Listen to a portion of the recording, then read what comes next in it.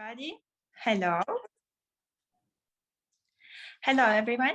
Thank you for joining. I think we're going to allow for a couple of minutes to allow more people to join, but I will start introducing the panel. So we are here with two speakers, Armin Keplinger, who is a practicing artist, a sculptor, and actually he creates his works for VR. And some of these works, they have a physical embodiment. So we're going to speak with Armin about the balance between the virtual life of his work and the physical life of his works, and of course about other questions. Plus there is Jevremovic with us, and Vito is the founder of We Are All Art. So it's a kind of out-of-the-box solution for galleries and museums who would like to enter VR space and create virtual gallery. And I invite everybody to check his project because the quality is really impressive, and it's impressive what he managed to achieve. And we're going to speak about his approach to running business and about how different the virtual art world is from physical art world. So also there is an option to ask us questions. And it depends on the question. Some maybe I will ask during the discussion if they're relevant to the question I ask, and some of them will be left for the end of the discussion, but please, please, please send us your questions. We will love to read them and to answer them. So I don't know if we should wait any longer. Probably we can start because I hope everybody is here with us, everybody gathered. So guys, Armin, Vito, would you kindly introduce yourself? So would you speak briefly about what you do, how it is related to VR, because our session today will be focused mostly on VR, which I think is a very important at this moment, because VR is a little bit like underloved child of the art world. Many still perceive it as technology. So if you say like, oh, there is an artistic project in VR, where it's like artistic project in VR, VR is a technology, it's Google's, you put Google's, you see it. So we will focus on VR in our discussion. And after you introduce yourself, could you please answer my question? My question, the first one, is the following. So if we create a virtual world, do we need to replicate it exactly like our physical reality? Or do we want to create something absolutely mind-blowing, absolutely not following our reality? Because we can, right? And Armin, in your practice, how do you approach it? Do you create something absolutely realistic, absolutely non-realistic, and why? And Vito, for you will be like for your business. I know the answer, but well, I think the audience will love to know as well. In your business, what's the balance? Do you go for do you strive for maximum reality, absolutely like our world? Or do you strive to create a different world, and why? So let's start with Armin. Okay, thank you, Anna, very much for this introduction of yours. And I think you pointed out the most interesting and most important things about me. I'm a mixed media artist coming from Berlin, originally actually Austria, but I'm working now 10 years, I would say, in Berlin in different fields of art. And I have this, I would say, this balanced history of, I started as a digital artist, then I made some physical artworks. Right now, I would say I'm trying to combine those worlds, to melt those worlds. Still, right now, I have a bit of stronger focus on VR and virtual reality. And I think the best way to for the audience is, of course, to see just the pictures and worlds I create here. So I would love to share my screen now and to give you a short, a selection of works that I think is significant for myself and significant for what I'm doing, basically. So start sharing my screen here. 1 second. I hope everybody sees now my screen here. Yeah. And I start basically with the artwork and with the VR piece that is right now running at the Digital Art Fair It's called ND996, and it's basically yeah, everything what I'm interested and what I'm interested right now to do in VR is kept in this piece. You know, you see those monoliths, and well, that's the most important thing. I pretty much work on the first line formal aesthetically. So I think about very simple shapes and how to position them in space and to create then more complex environments. Here I put them in the landscape of basically a 3D scan of Nevada. And this is what I also love about VR, that you very immediately can create complex environments that have a relation to our reality, and to put in their new digital sculptures with with the possibility to transform, with the possibility to move. And let's go further with some images here. So basically this is what you see in the VR, and I give you also a short impression how it looks like with sound. So this is happening when you enter the VR world with your headset, and you see basically this world. And I'm guiding the viewer usually with camera movement slowly around those sculptures. Yeah, for me it's very interesting in the VR, or especially in the VR, to create certain forms of dimension and possibilities to work with scale, details that I have maybe not the possibility in reality. And yeah, as you see as well, I like picture type more or less black and white, and more is like dystopian, darker pictures that still have a bit, for me, I would say, still a sublime beauty. This is what really catches me. And in the end, I want to create an immersive stream of audio, video, a bit more, I would say, cinematographic, just like in a 3D space for the viewer. And as you mentioned before, I'm also interested, you know, to always find a correlation there to the physical space. And usually I try to put my sculptures also in a form in reality. And from the reality, you can see the VR as an extension, or you can see the physical sculpture as extension of the VR. It's like a ping pong play for me sometimes.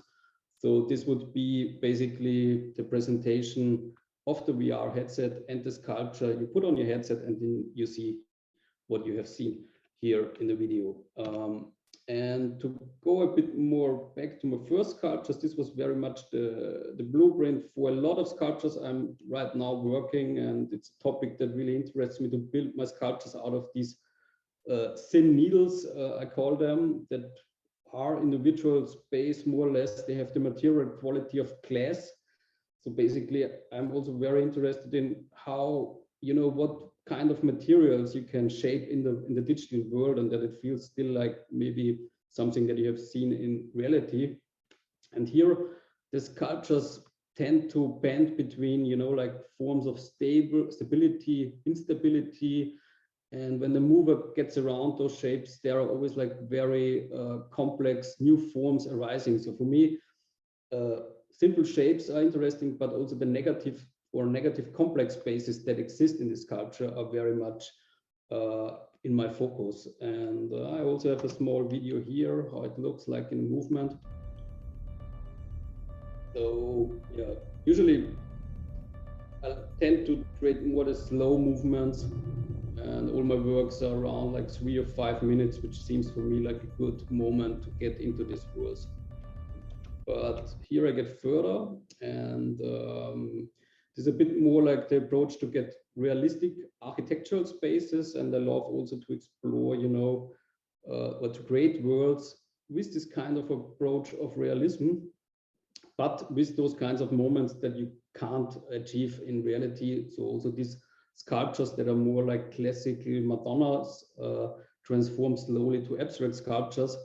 And so there's always, like, I would say in my work, and as you asked before, my approach is usually to create realism, but realism with small modifications, basically, and abstractions or twists that wouldn't exist in reality, or that you couldn't achieve in reality. I also show you a short video here. just also that maybe viewers see what technically is happening when you enter, or what you have on your headset is basically 2 pictures, one for every eye. And in your mind, you create then this 3-dimensional space where you can watch around in this whole environment here. And as you see, the viewer, you are driven slowly through this environment, and you can watch maybe on the left or on the right or on the back, wherever you want. But I tend to create some focus points in my works. And so this is more or less the work complex right now digitally and in my VR side. So I want to go right now a step back to my works on the physical side, which is very pretty iconic for me here, what I did, because it's the work with material and forces on materials. Here you see actually a sculpture of 2 guns that where bullets collide exactly in the middle, and you create, and where I create this kind of collision moment. And this was very long, I would say, a principle that I was very interested, like to create this kind of how materials shape with great forces. And this is more or less a close-up how it looks like when this collision moment appears. And still from these physical sculptures, I was always interested how to, implement, to go a step further to the digital side. So this is for me a pretty iconic work where I already combined this kind of 2 worlds. This is like pretty much older work, as you see maybe in the picture type.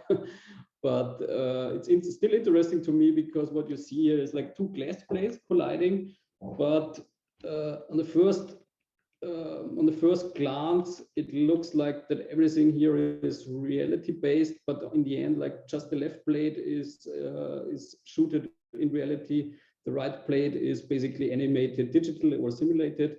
And I think for me, it's a pretty nice picture type to bring everything together to a digital sculpture in the end. And this was like 2014. So this kind of topic was always very interesting to me, to bring those worlds together. And still, the force of material is a topic for me in the digital world I want to point out. And here you can see a pretty new work actually, where I'm exploring simulations, more or less simulations of impacts on these cubes. And as well here, I think the principle is close to other works. I basically have this very simple shape of those monoliths, and they get exposed to to kind of forces. And interestingly, I think these kind of simulations, the more often I exercise it and the more precise I get it, it's really to get closer and closer what would happen in reality. This is basically what you see, not in the VR, this is video work. I'll let it run a bit.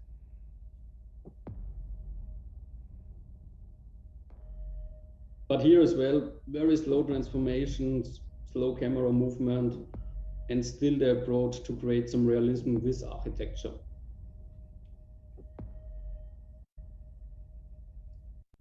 All right, then just another piece actually that I want to showcase here.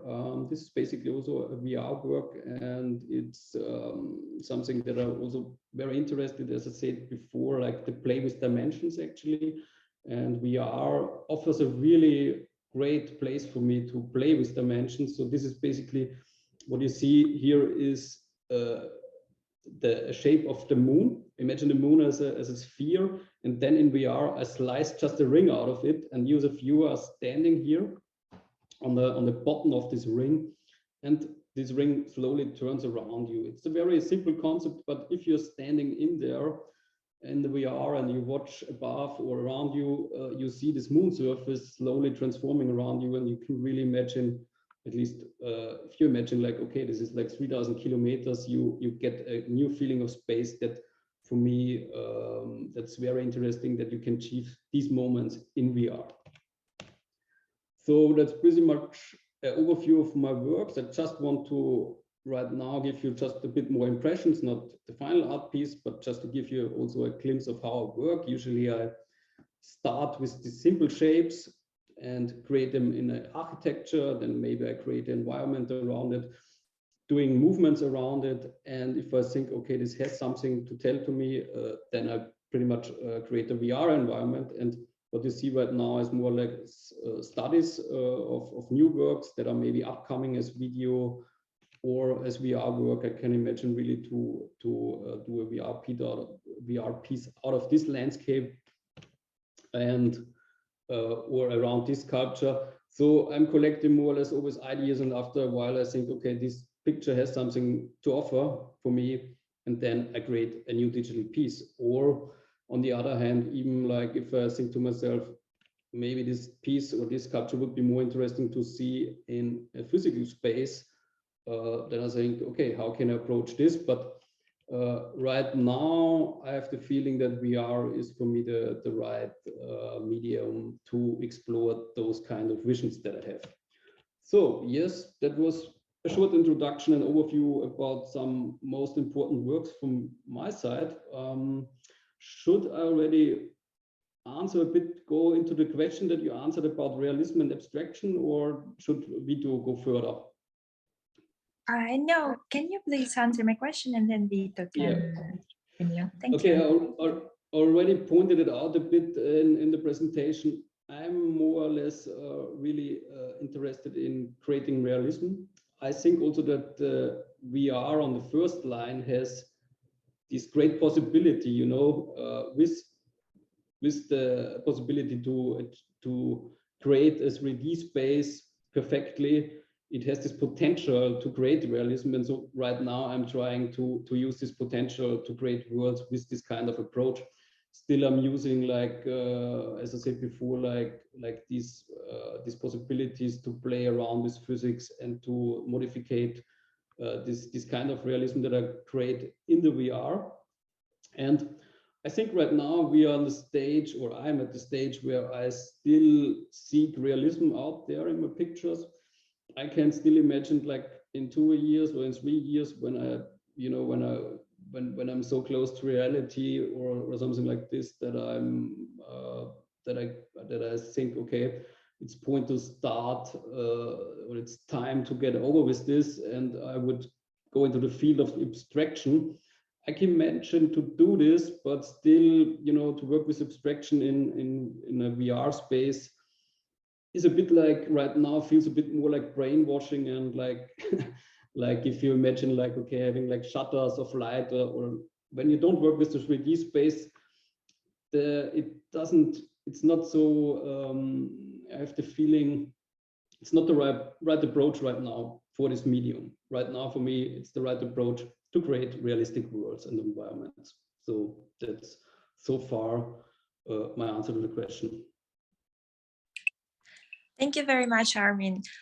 Please go, if you're in Hong Kong, and check Armin's work. He is at the fair with Artemis Gallery, is it correct? Exactly, yeah. I'm represented right now at Artemis Gallery there.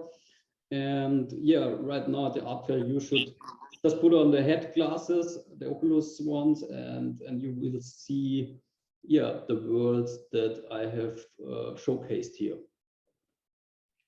Perfect. Thank you very much, Armin. Now, Vito, it's your turn. Can you please introduce yourself, what you do, and well, the question about reality replicated perfectly versus totally new reality? Yeah, thank you. Hi, and Armin and everyone else.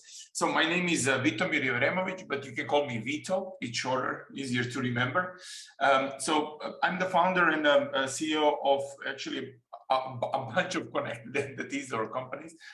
We developed a lot of products in the last couple of years. And first of all, we have one now, let's say a core brand that we call All Art. And we started with VR All Art, which is a virtual reality platform for galleries, museums, artists, and collectors to create virtual reality exhibitions without any, too complex tools, we developed our own editor system so that you can literally drag drop art pieces on the walls, put the lighting in the gallery spaces, and just launch your virtual exhibitions. And I will show you some of them. But I will also like to emphasize our involvement into the crypto sector, into the blockchain sector. It started all in about 2017-18 in the last cycle, in the last crypto boom. And it was natural and logical for us and for me to involve cryptocurrencies and basically crypto inside of the virtual reality, because it made all sense when you go into VR, when you visit virtual reality gallery, when you see a virtual piece of art, whether it represents the real art piece or it's only digital, that you can actually buy it immediately without the need to enter the credit card details, especially if the piece is pretty expensive. So, and you all know, if, for example, an art piece costs 100,000 or $1 million, then, you know, transacting through the regular, let's say, credit card or business card, the debit card, it's impossible to do. And in crypto sector, just one click. So it made all sense to kind of connect these two layers together. And not only that, but with the introduction of smart contracts, the ability to kind of have a smart money or programmed functionalities of this interaction between a visitor, financial interaction between the visitor and the buyer also made a lot of sense. So we decided to dig deeper into the crypto integration with VR. And during the Corona, what happened is that, you know, like everybody needed virtual exhibitions immediately. Like that, there was a one day that, you know, like visits to our site spiked, and everybody wanted to do it now. But what was very interesting is that not everybody had VR headsets. VR headsets was still early in 2020. And so we needed to repack the whole platform and to emphasize more of functionalities on the websites, because people needed a website type of virtual exhibition. And there was a lot of these 360 videos and 360 photos of exhibition spaces and museums. And we don't like these because you can actually, you can't move efficiently inside of them if you are in virtual reality. So if you have the headset and you want to walk around, then you cannot do that in just a plain photos, right? And so we continued development of VR all art in a sense that we wanted these virtual spaces to exist both on the web as virtual exhibitions, but also continue to exist in virtual reality. So in 2020, we kind of repacked the whole platform for the web, but then continued development in VR. And in 2021, as the boom of NFT market started to happen, we developed All Art protocol. So we kind of created All Art brand out of VR All Art, and we started working with the NFTs. And for the attendees that were there in the last kind of cycle, you remember that the blockchain was kind of sold as a, you know, a final solution for the art market, where people will be able to track provenance, to be able to transfer art on the blockchain, everything, you know, blockchain was a solution for everything. And then came the age of the NFTs. And what happened in the age of the NFTs, I mean, at the beginning of the age of NFTs, NFTs were created as a very simple, you know, a tool developed by programmers on Ethereum blockchain. And it was never developed as something that came from the industry downwards into the technology.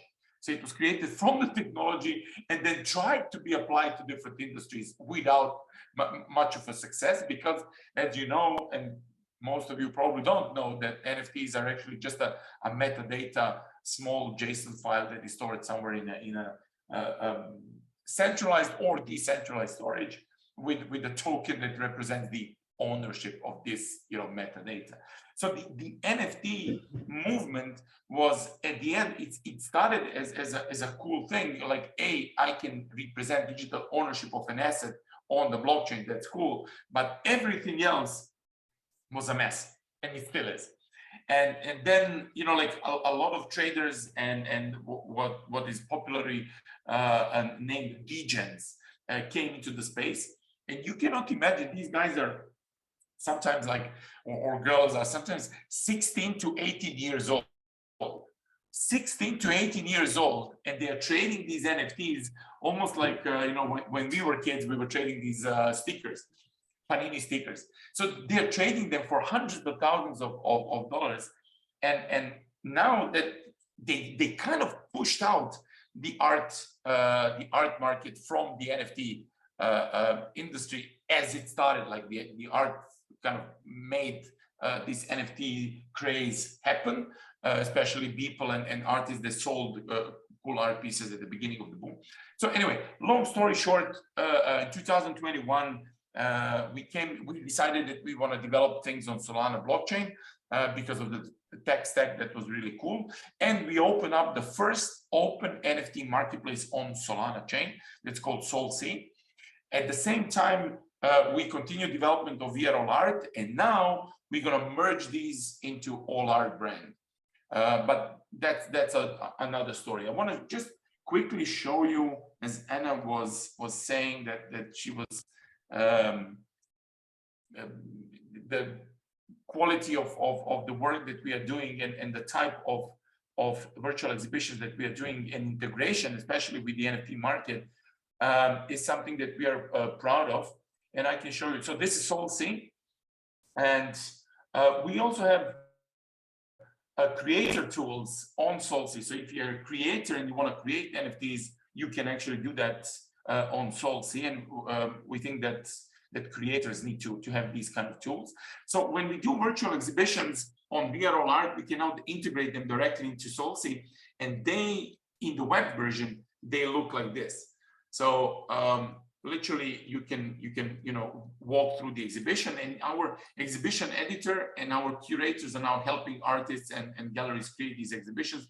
You can literally place these spotlights, you can paint the walls, you can put some nice graphics on the walls too, and you can put frames on the images. We also have the video files that are in virtual screens. So it's kind of fun. But what is interesting here is that this is all connected directly to SolSea Marketplace. So when you click on a piece, you actually get that NFT and you can buy it immediately. And this is what I think makes this loop, or not loop, but funnel from the start to the end, like functioning. Meaning like you come, you have a virtual exhibition, and then you can immediately buy a specific art piece. I think that this is something that is cool. So VRL art platform also created a lot of different virtual exhibitions. Some of them are not even a part of SolSea. And maybe I can show you, just drive you through some of them to show you like the visual aesthetics of the spaces that we are creating and also the exhibition. So we're trying, as Anna mentioned at the beginning, like this realism that we are building is, for us, it's very important to have realistic spaces. And these realistic spaces actually create this feeling of actually being in a gallery or being in a museum. So this is one of contemporary art galleries, but I can also show you some more like museum-like galleries. Here is an interesting exhibition. This was done with the National Museum, where we 3D scanned real Rubens paintings, but these paintings are scanned together with a frame. So the 3D model that you can see here is also a 3D model with a very, very detailed 3D scan of a frame that goes also for all other paintings here in the exhibition. As you can see that they are very detailed. So anyway, maybe I can show you one more exhibition. Oh, this one is interesting. This one is a cloned space. So this gallery exists in real life. It looks almost like the one that you can see here. It's called Elster Gallery, and we did a clone of the real life space. So all the proportions of the space actually look exactly like the real life real life space. And the creation of the exhibitions in this space actually can be looked at as almost like the archiving of the exhibition. So you create a virtual reality exhibition, but it also behaves like an archive of a real world exhibition. And yeah, so if I took screenshots here and compared it to the exhibition that was held in reality, you almost could not know like what is the real one, what is the virtual one. So what I wanted to add now on top of this, what we have in VRL art is ability to have virtual avatars. So we developed our own avatar system, and I can show you a panel that we did in virtual reality. This was done live on stage on Tomorrow Conference. So the space was done in VRL art. So the panel space was done in VRL art. And these avatars that you will see, they are actually meeting together in this virtual space. I'm on the stage here, and I can show you how it looked like. Demigods found these cards and they created the clones in incubators. So I'm on the stage here. And then we have the avatars that are joining from all around the world. I can maybe show you. So in the Oculus headset, we are detecting the hand movement, and these are transported over the web to all the participants of the panel.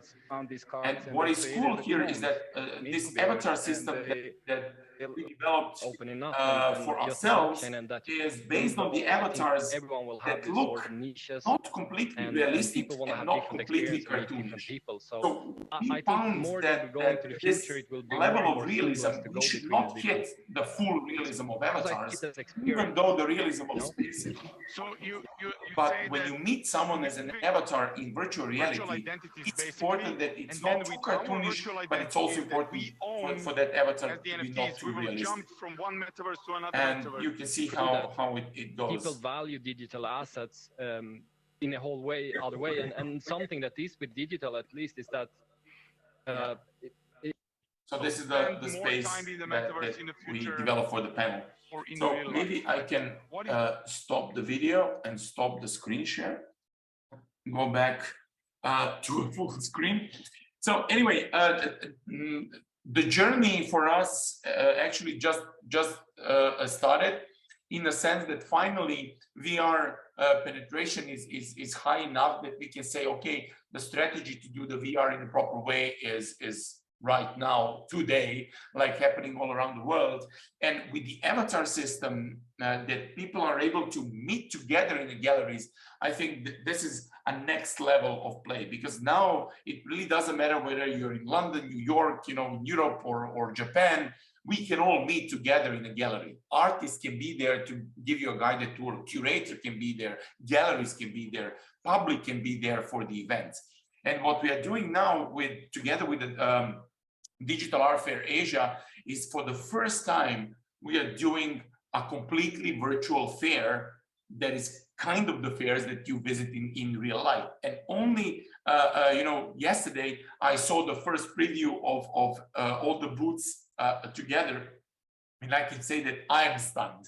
Like we are developing it, but I'm like, wow. I told to the team, like, this is like, I never imagined it like this.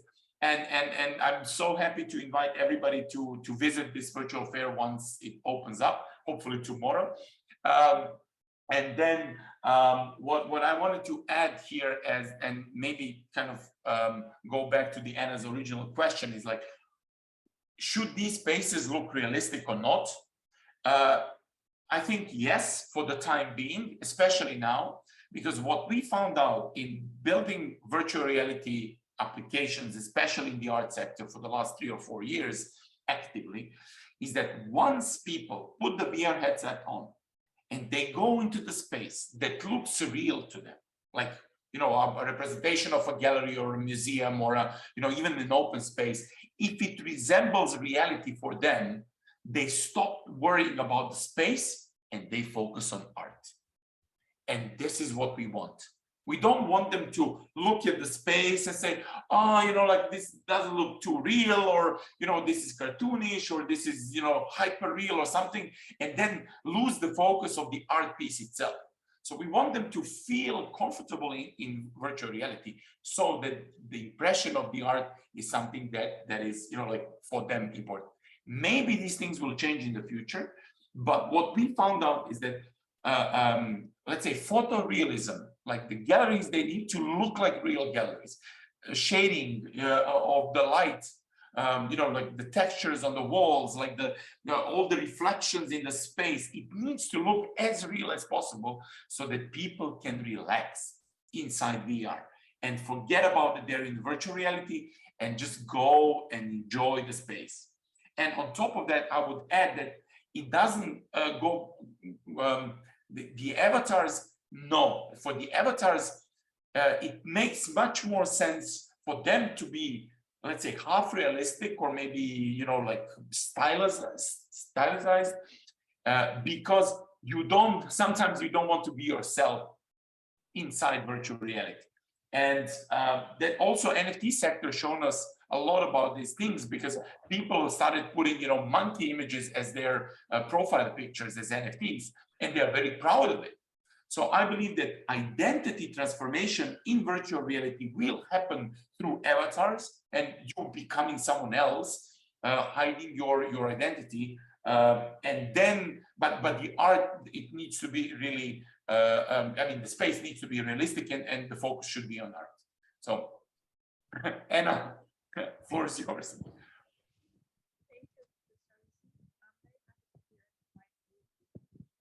We can't hear you. I don't know. Yeah, true. I also have issues here to hear you, Anna. Can you hear me? Sorry. Yeah. Now it's working again. Fine. Perfect. So thank you very much, Vito. It seems that Y-Cube is the way forward, not only in the gallery world, but also in the virtual reality. Armin, back to you. So it's something that Vito spoke about is a little bit. Actually, I would like to follow on 3 phases in what Vito spoke. The first one is about the relationship with audience, because I think that in VR it's a little bit different, because when you, of course, if you create a show in the gallery, you still invite people to see your work, but in VR you invite people not only to see your work, but kind of enter your work, to be within your work. And you spoke a little bit that you prefer to guide them, right? Exactly. You prefer to navigate them. Do you, is it something that you prefer to control how they experience it? And do you feel comfortable like letting it go? So like totally give the control over to the audience and like let them experience the work as they feel like?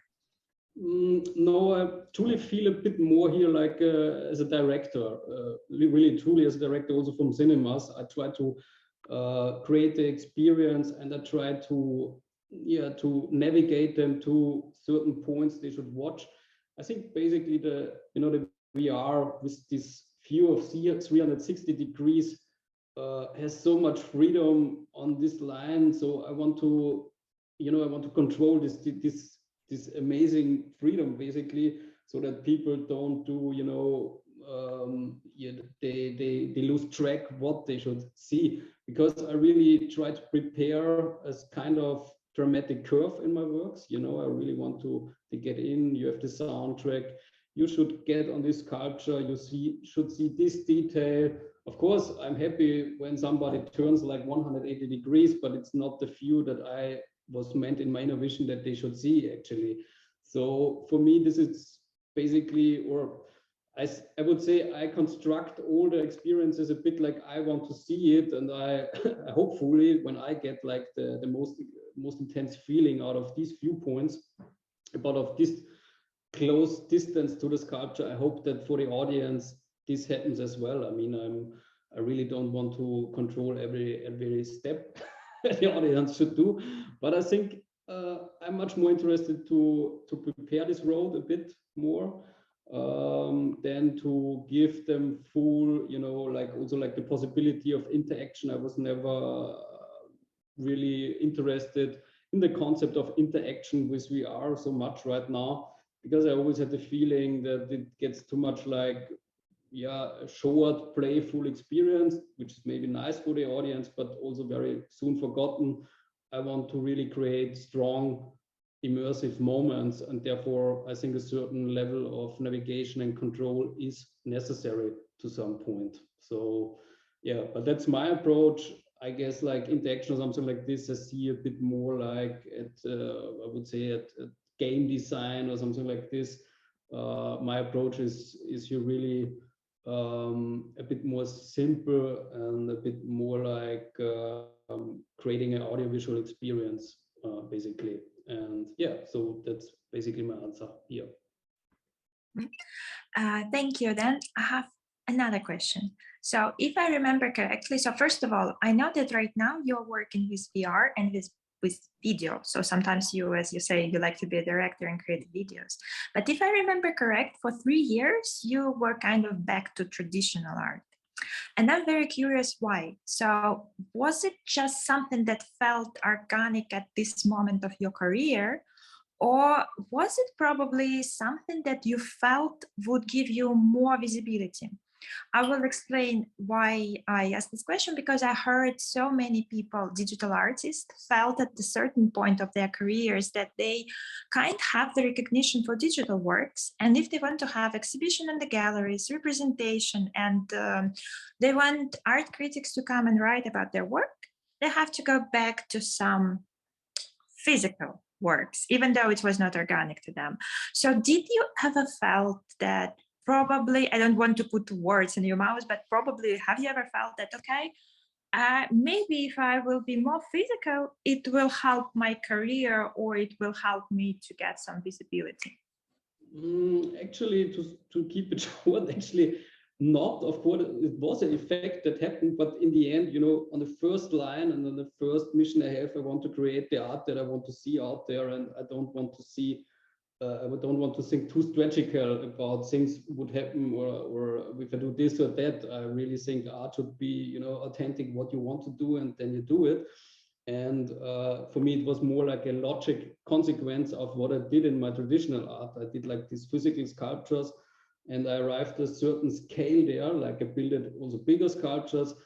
And at this point, also the VR arrived with a new impact, actually. It was like 2017 or something like this. The medium got those headsets that were more consumer orientated, and you could use it to create new worlds. And of course, like, you know, before the traditional art, I was also doing digital art, and I was thinking, okay, I want to see those projects, those visions that I have, that I created in the physical world, but with the problems of the physical world, with problems of transportation, logistics, budget, whatever, to make big sculptures. I thought, okay, I will try to explore my idea and concept in the as a VR piece, and this worked out very, you know, very intuitively, and very it was like really ongoing, this road from the concept that I had and finding a digital language or language with the VR.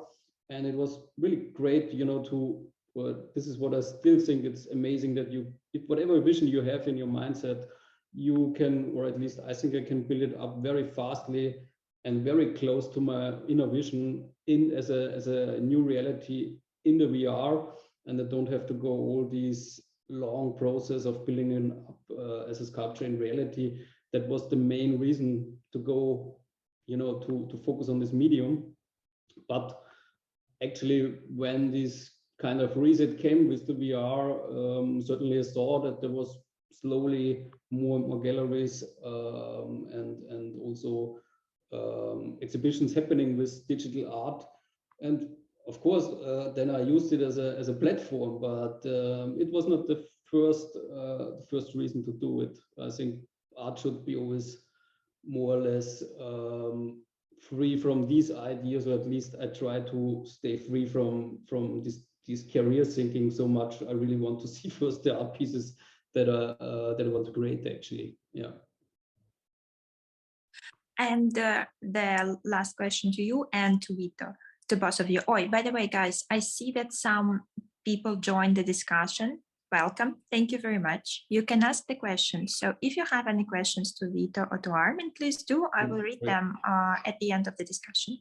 So a question to you, Armin.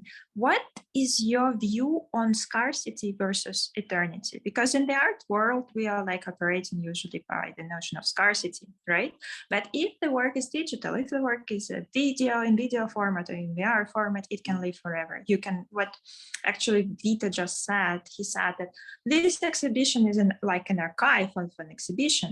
It can run there forever. So he can put it today and it can run like my son can grow and still visit it. So do you think this is the correct approach to keep it accessible for everybody? Do you think that it should be limited? So like, I don't know, like on-demand service for VR? Do you think that it should be like a classical model that there is an exhibition, it runs for 2 months, and that's it, and you can't access the artwork anymore? Well, in the first line, I think still I like this classical approach. It should run in this kind of concept of exhibition, or at least maybe because I'm used to it. I think it shouldn't be always open, because I like the idea that you know, you prepare as an artist to release your artwork on this moment, and then it has a certain tension. I can imagine that it's fine, like after a while, okay, to create a library and people access it, of course. I mean, that's also a nice idea actually to have it. But yeah, still I like the concept of exhibitions, like just to also like group exhibitions, and I think they can be prepared also in the digital art world, like we have it in the traditional. But for me, the more interesting question about eternity and VR works is, which always happens to me actually, is that for me also the question arises, is the artwork really finished actually? Is the VR work really finished? Because I have the feeling, of course, like you can make it better and better every year when the technology moves on, basically. And I think sometimes, okay, I have this VR piece from 2017. Should I give it a facelift? Or was it actually really finished 2017? So still my approach is sometimes, if I feel that this concept or this vision of this art piece, this idea has so much potential, I still think sometimes, okay, I will try to make a new edition or a new edit for it like 2 or 3 years later. And but still, of course, like I think also like some art pieces also in the digital world are a construction of what you have at this moment with the technology. So that's maybe then like the point I say, okay, I close this VR piece, this is finished. Even if I could go on like in the next 10 years and work on it, but still think, okay, I have new concepts then to explore, and they are like the root for other older concepts, are the basis what I'm doing right now. The second thing about your question about eternities is really interesting for me in other works, like basically when you create a VR piece as a real-time installation, as I showed you this piece with the moon, you know, like this rotation of the moon surface. And basically that's the whole movement is always created in real time. And I like the idea basically that it, you know, this kind of movement would run on a computer forever or something like this. And that it's like I start this VR piece in 2017 and 20 years later still this moon cycle is running. So this is like interesting mind plays with VR that are very interesting to me, but also with digital art, you know, I have like another artwork that is more conceptual, and I made like a movie that is long 1 year. It's just a black point, but it's like as a movie, it takes 1 year to watch it. And I think with digital media, with the digital medium, you can really explore fascinating concepts of time. This is still what I'm interested. And I would say, I'm sorry that it's more like, I would say it's more aspects that I have about this question than a clear answer, but I like these aspects about virtual reality here. Yeah. Yeah, actually, they're more interesting than the question itself. So thank you, Armin. Vito, now it's back to you. So what do you think? Should we create some kind of artificial scarcity, or should we just put exhibitions there and like this is the democratization that the art world have been flirting for a long time? Now we can all go regardless of geographical boundaries, regardless of time, we can go to the same exhibition forever. That's a tough question. For a couple of different reasons. So we need that market dynamics to keep the thing going. If you look at the business side of art, let's say that, and artists need to live from something, so it's not like hey, let's forget about all of that. So I believe that the scarcity is creation of value, because without scarcity there will be no value, because everything will be available for everyone forever. I do think that archiving of all exhibitions is almost like something that could be a collectible. Like you collect an art exhibition that was archived years ago. But I also believe that time as well as space is something that becomes a value, right? So the right time and the right space also is a kind of a package, almost like four-dimensional thing, right? So it's not only that the scarcity is in space, but it's also in time.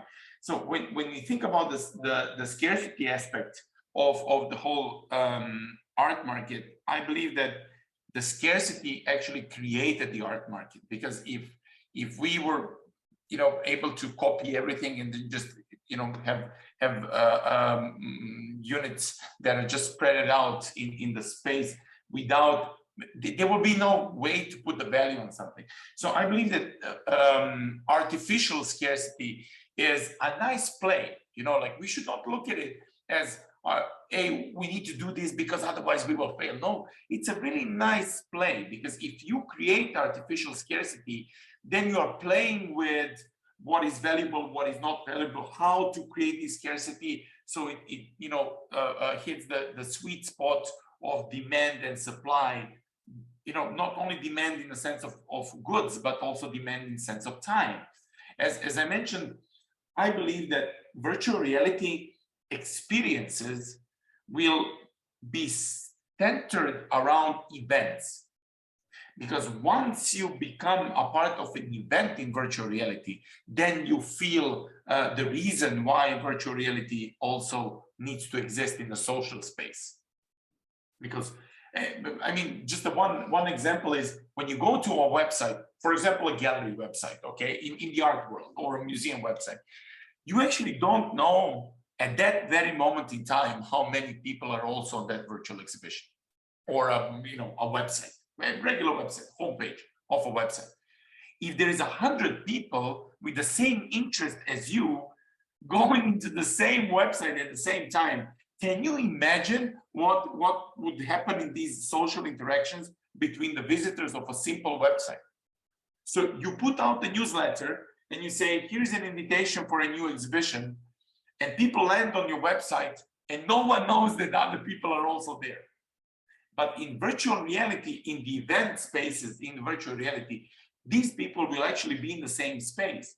They will be able to meet, they will be able to talk, they will be able to enjoy art in the same way. So I believe that the scarcity is also in time, because why an art fair that runs only for I don't know, 3 or 4 or 5 days? Because if you create an art fair that lasts 365 days a year, it will not be, an art fair. It will be more like a city or something like that. So the question is very important, and I believe that we should focus on playing out with scarcity, not only in goods but also in time and services, so that we can play out with value, let's say, especially in virtual reality, because in virtual reality anything can go, and then it's a different story if there is scarcity embedded inside of these experiences. Yeah, I totally agree. And there is another question to you then. What's your current relationship with media? because I can tell you that like I have a media background. I work for different newspapers for almost a decade. And then I turned an independent writer, researcher. Now I'm researching metaverses. And when I read, I mean, I don't blame my colleagues, because when I started in media business, there was Freeze London. And we all went from one office in London to Freeze London. Now there is Freeze London, Freeze New York, Freeze LA, Freeze Seoul, several Art Basels, other fairs emerging. So there is just no time to cover new developments. And when I read articles about metaverse, it's just a sloppy journalism, because people don't have time to go deep in it. So, and this thing that I read so little about VR, that kind of media coverage is a bit dragging behind. Is it some problem that you are facing with? How much attention do you get from journalists, or how is it working for you? I think that the media, I mean, we are all victims of this new society that we are living in. And this society is a society of spectacles. Okay, so there was a book written about it many decades ago. So anyway, in society of spectacle, the news is something that is like a crazy, problematic event more than a nice, cool event. So we are looking, it's a lot of noise, and there is not a lot of attention to high quality, really good things, but more on this journalism of what is I can't find the English word for it, but anyway, like the problematic situations that happen around the world, they're bigger news and more important than the good things and good progress. So yes, we are facing with a lot of let's say problematic, not problematic, but difficult media penetration, or let's say entering the media, because media is basically not interested in something that is like in development. Like if we have a long progress of I don't know 10 years of development of specific technology, they will be more interested in like, hey, call me when something really spectacular happens. And not like and the media is also interested, what is here important to emphasize, media is interested in money. Everybody is interested in only money. Like, hey, how much this piece was sold for? Like, hey, it's sold for 10 million. Fantastic. This is a big news. Money, sex, and politics. It's our mantra. Money, sex, politics. Yeah, yes. But what is crazy is like, now if a piece is sold for a million or 2 million as an NFT or in virtual reality, this is not news, because people sold it for 69 million. So now we need to sell a piece for 100 million or 200 million so that it becomes news. Like we are just raising the bar of craziness, I believe, in the whole world. But what I would add here is that the new paradigm of Web3 is building of these communities. And I think that it's also a questionable, like community building in the age of degens, where everybody's there just to flip and earn more money.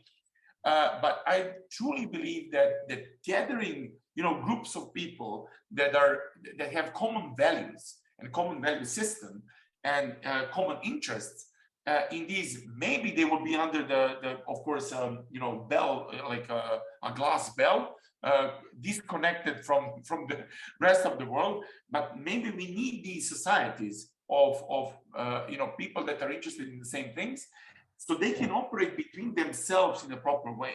News then can be propagated through the community that is really interested in this, and not pushed out to just a random audience that has no need or no interest in that type of developments. So I don't know what to tell you. I think that's everything now becomes more, maybe it was always around money and prestige and spectacle. But I would like to, we are building a community around what we are doing. Like, we are building networking connections, and the news within this network is always a good news, you know, like people are interested in it. But it always comes down to how many users, how many people visited your site, how many, you know, sales you had, what's the volume, you know, like what was the most expensive piece. So we are still, you know, in that situation right now. Not only us, but I believe every project that is out there is struggling to get these numbers. I don't know. Yes, it's absolutely everybody, because I know how the things operate. And if you want to produce a news, of course, there is no news that there is a VR company. There is no news. Yes, if you sold something or if you reach some critical mass of visitors per site, that's the news. So and also people go over news very quickly. You know, like the span of attention is so small that nothing good can be created. I mean, or attracted, because you just scroll, and then you okay, go quickly through the article, go. It's like literally it became seconds, not even minutes. And here, an interesting point I would make on virtual realities, at least for now, this is a safe space. Because when people put the VR headset on, they're, you know, disconnected from this craziness that surrounds them in reality. And actually what is even, let's say, controversial, but when they switch realities, they tend to stay longer in virtual reality because they're not disturbed by the, you know, this, you know, reality that is more crazy than the virtual reality today. So it almost becomes, you know, escapism into VR to relax and to have some decent time and enjoy something, because you cannot enjoy in reality because it's always like, hey, what I'm missing out, you know, like. And thank you, Vito. I think that we are running out of time. I just checked questions from audience. We don't have any. So Armin, would you like to add something maybe to close the discussion? Well, I mean, I'm totally on your line here about about the craziness that everything speeds up a bit. I have the same feeling, of course, like that we live in a time where we consume a lot of more pictures than like 3 or 4 years ago, and it's getting crazy right now. I guess in the next years, also with the AI development, that so many pictures are produced. And I just have to add, maybe as a closing point, that I like as an artist to achieve a bit like, you know, small islands where you can watch out, hopefully, art piece a bit more in a slowly environment. And I think this gets more and more important. I think if around everything the consumption gets to a new level. So for myself, I even try to avoid to watch so many other stuff of artists. Somehow I see my inspiration and stuff a bit more in physics and other fields, and I don't want to,